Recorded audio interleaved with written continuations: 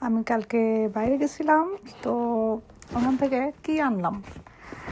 আমি আনছি হলো এই যে একটা ফুলার টাইপের। এটা হচ্ছে বাচ্চাদেরকেও পরাতে পারবেন, আবার বড়রাও পরতে পারে। ঠান্ডা আসতেছে তো ভাবলাম যে এগুলো একটা নেই।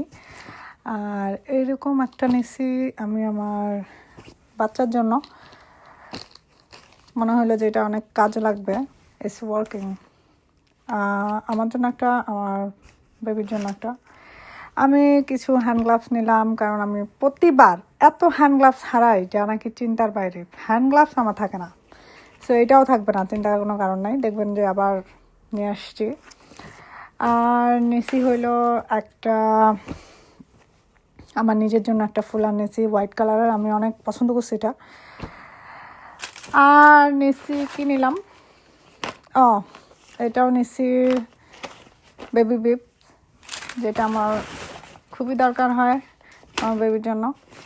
আর হলো এই যে এইটাও টানটা না, আমি জানি না ও এটা পড়বে কি না, তারপরও নিতে হয়েছে। আর সবচেয়ে আকর্ষণীয় হইলো এইটা, সেটা হইলো শুজ।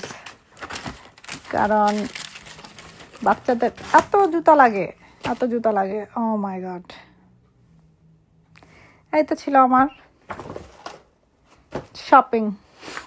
গতকালকে গেছিলাম কিন্তু একটা জিনিস কিনতে, নিয়ে আসছি 100টা।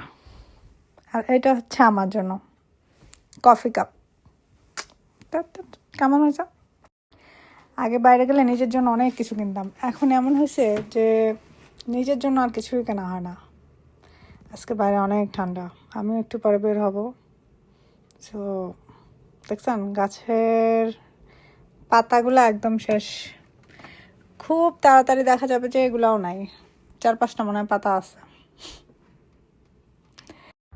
আর এখন তো ক্রিসমাস চলে আসছে, সব কিছু সেলে পাবেন, সব কিছু সেলে পাওয়া যায়, এটা একটা সুবিধা। যেমন আমি এগুলো কিন্তু সেলে কিনছি, আমার দরকারও ছিল এবং সেলে পাইছি, এর জন্য আমি হ্যাপি হয়েছি যে অ্যাটলিস্ট আমি সেলে পাইছি সব কিছু।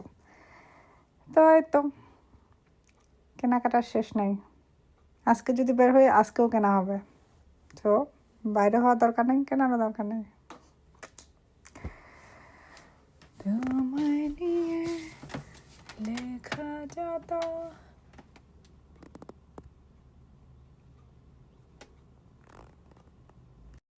ঠান্ডা,